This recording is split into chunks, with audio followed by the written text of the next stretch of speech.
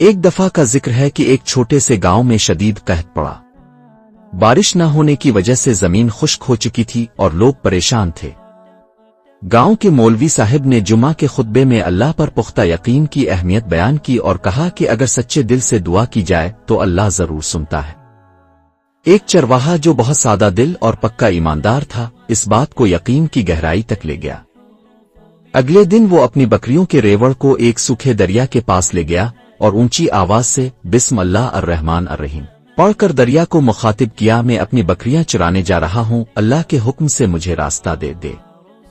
یہ کہہ کر اس نے اپنی بکریوں کو ہانکا اور وہ چلتا ہوا دریا کے اوپر سے گزر کر پار چلا گیا جہاں ہریالی تھی۔